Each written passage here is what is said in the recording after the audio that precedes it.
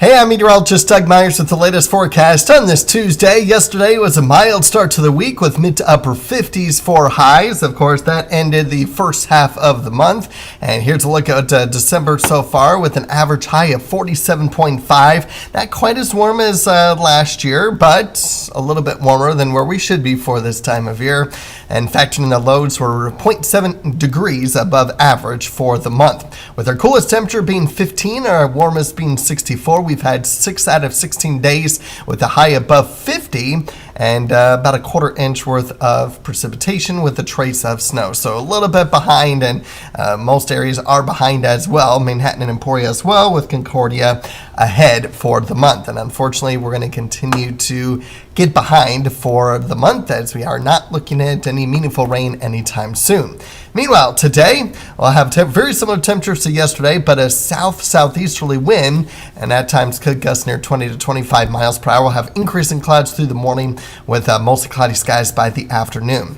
And again, here's a look at those wind gusts today. South-southeast wind increasing to near 20 to 25 miles per hour. Otherwise, as a frontal boundary pushes through tonight, that'll switch wind directions to the north-northwest. Briefly, we could have some wind gusts near 30 to 35 miles per hour.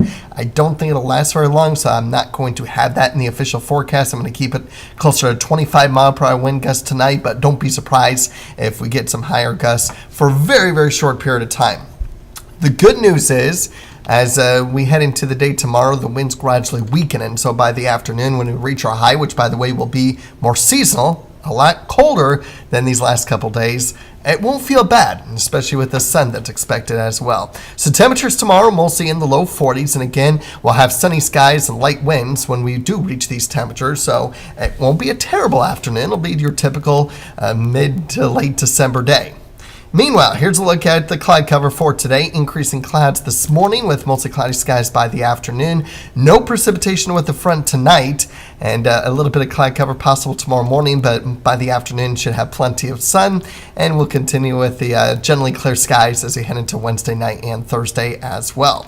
So, taking a look at the 8-day forecast, Thursday we'll be warming back in the low 50s after a brief warm-up, and then we cool down again. Friday and Saturday, highs probably going to be stuck in the mid to upper 30s. Is it possible to get up in the low 40s on either of those days? Yes, but it's a lower probability than staying in the than staying in the 30s.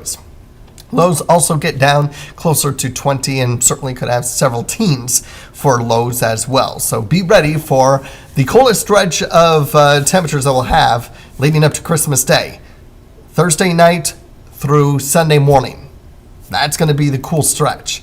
By Sunday afternoon, not bad. And we're going to continue the warming trend early next week. So taking a look at our precipitation for the next 8 days, very little if anything at all, and then we might get some precipitation as we get into the extended outlook. I'm focusing more on the Wednesday night and the Thursday time frame.